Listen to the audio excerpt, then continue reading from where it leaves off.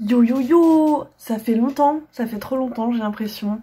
On est reparti pour une vidéo en semi-impro écriture, on va pas se mentir, mais sur un questionnement aussi de vie et sur l'art. Et donc un truc assez brouillon, voilà, on revient pas avec un truc hyper léché, chez Monmi, mais bon voilà. On utilise notre temps comme on peut, écoutez. J'ai peur que vous m'insultiez alors que vous êtes des petits nounours trop gentils avec moi tout le temps. Donc ça n'a aucun sens d'avoir peur. Lançons directement la vidéo avec une intro, puisque cette intro est trop longue déjà. Bam! Pourquoi on fait de l'art et pour quelles raisons aimons-nous l'art et que recherchons-nous à travers lui? Voilà, c'est le thème de cette vidéo aujourd'hui. Sujet inspiré des stories de Mick Anke, allez voir son travail si vous ne la connaissez pas déjà, c'est incroyable, elle est illustratrice. Bam, bam, des images s'affichent sur votre écran. Donc, il y a, selon des gens, 3 facteurs possibles pour qu'on aime une œuvre d'art, auxquels vous pourrez forcément en rajouter d'autres pour affiner tout ça, bien sûr. Donc 3 facteurs, ces 3 facteurs, lesquels sont-ils? Je crois que j'ai trop d'énergie. Bon, c'est pas grave. Lesquels sont-ils? Soit ça vous émeut, ça vous fait ressentir des émotions, soit vous trouvez cela factuellement beau, ou en troisième, le message qu'il porte vous plaît. Selon vous, laquelle de ces 3 raisons vous font le plus aimer une œuvre?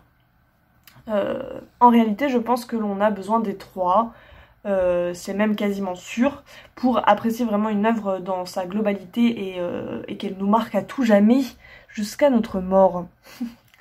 Mais des fois, du coup, il y a une des 3 raisons qui prend le pas sur l'autre et on s'attarde plutôt sur une des 3 raisons plutôt que sur une autre aussi. En tant qu'artiste, oui, je dis ça maintenant. En tant qu'artiste, je me pose la question de ce qui va vous émouvoir vous toucher et par quelle technique ou mise en œuvre vais-je donc me prendre pour arriver à vous toucher. Nous ne sommes pas... nous les humains, nous ne sommes pas une masse informe, monolithique et avec des goûts communs. Nous avons tous des goûts différents, des points de vue et des sensations différentes. Voilà, j'enfonce des portes ouvertes, mais cela me semblait important de le rappeler. On a tous aussi un passé et des ressentis qui nous sont propres. Par là même, nous ne pouvons pas tous réagir de la même manière à une unique œuvre.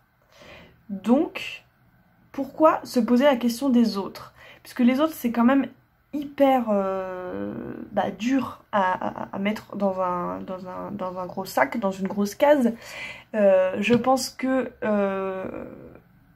pour moi les autres qui m'intéressent, c'est les gens qui s'intéressent aux choses qui m'intéressent.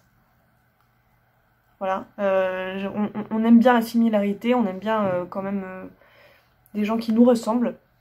Donc moi je pense faire de l'art pour des gens qui me ressemblent. Voilà, mais du coup, voilà. Et pourquoi on recherche la validation des autres et pourquoi... Non, qu'est-ce qu'on recherche dans la validation des autres et pourquoi on la cherche? Je pose la question et je me pose la question en même temps. Je sais bien qu'en étant moi-même, en faisant les choses qui me plaisent à travers mon art, je vais plaire à d'autres drôles d'oiseaux. Et parce que ça va les toucher, parce qu'ils auront potentiellement un passé commun avec moi et des choses qui vont résonner en eux de la même manière que moi, enfin pour la raison pour laquelle j'ai créé cette œuvre, ou cette BD, hein, pas forcément une grande œuvre d'art, mais voilà. Mais on a toujours peur du regard, enfin j'ai peur du regard des autres, et le contenu des autres, les choses que produisent les autres, vont influencer de façon énorme comment moi je vais créer de l'art. Puisque y a les choses qui marchent sur YouTube, Instagram, les réseaux, peu importe. Moi c'est beaucoup YouTube, Instagram. Je vois ce qui plaît, je vois ce que les gens que j'aime font.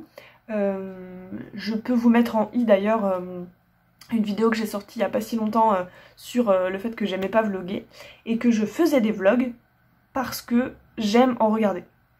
Mais simplement pour ça et pas parce que vraiment j'aimais faire ça. Parce que j'ai...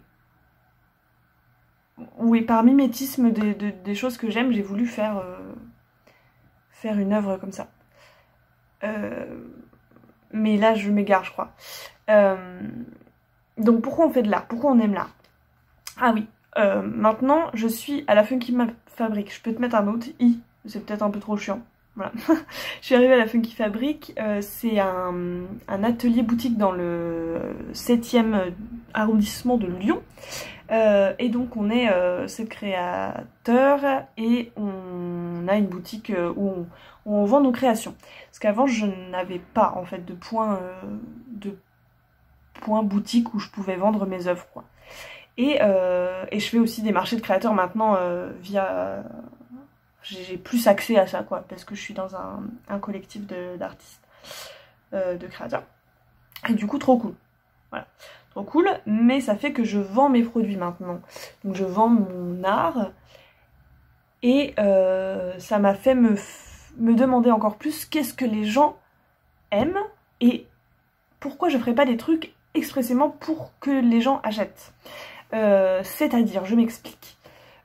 On m'a dit, fais des cartes joyeux anniversaire ou fais des cartes meilleurs vœux ou bon rétablissement, que sais-je. Des choses comme ça un peu bateau mais que les gens aiment potentiellement acheter en boutique puisque ils vont s'en servir derrière et il y aura un message qui est assez bateau mais qui convient à beaucoup de gens. Donc ce serait alors créer une œuvre qui, pareil, j'utilise le mot œuvre mais c'est un peu trop guindé. Mais voilà, faire des choses pour que les gens achètent. Et donc faire un art un peu commercial en fait. Ce qui me plaisait pas du tout. J'ai quand même fait quelques petits trucs.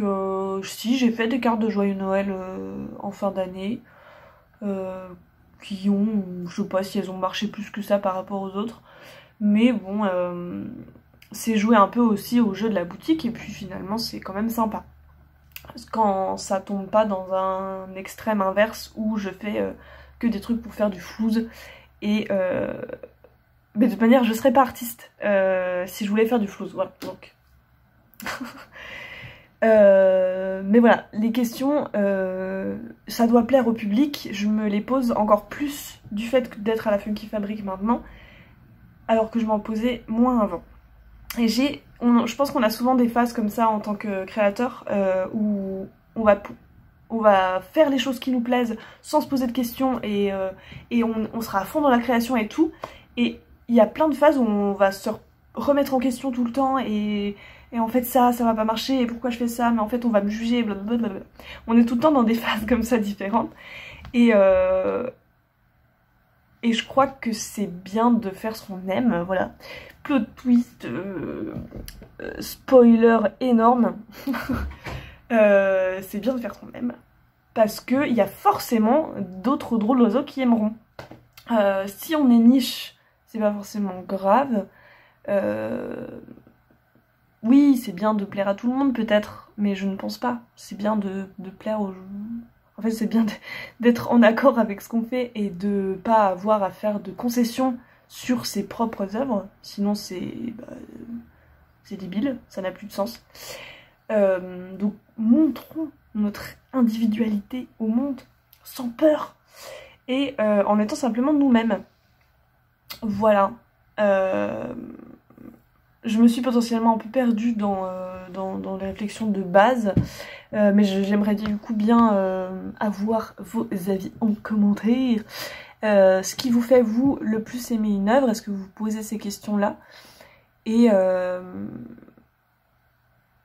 voilà, simplement votre avis sur la question aussi. Ça me fait penser que on a souvent... Enfin moi j'ai un esprit très visuel, une mémoire très visuelle, et du coup... des fois, il y a des images qui me popent dans la tête que j'ai vues il y a genre 2-3 ans, j'en sais rien. Et je pense que c'est pas forcément justement le message Ça peut être des fois le message, mais souvent c'est juste un visuel qui retranscrit potentiellement un message ou plutôt un ressenti en fait. Je pense que moi c'est ça qui me... Ouais, mais j'aime bien chez moi avoir des trucs qui portent des messages. Je pense que c'est bien d'avoir un peu des trois. Mais bon bref. Voilà, réflexion ouverte. Faites-moi réfléchir davantage en commentaire, je vous y répondrai avec plaisir. Et petit message de fin de merci beaucoup parce que vous avez été beaucoup à vous abonner ces dernières semaines et je ne sais pas pourquoi parce que je suis un peu morte pour la France ici. Donc merci. J'espère que cette vidéo là va pas vous faire fuir. Si vous entendez cette phrase, c'est que vous êtes allé au bout, donc c'est bon signe. Je vous fais des bisous, je vous dis à la prochaine, on sait pas trop c'est quand. Hein. Mais dans tous les cas, vous pouvez me suivre sur Instagram, là je suis plus à fond. Et puis voilà, blablabla. Bisous, vous êtes trop cool, n'oubliez pas ça. Blablabla.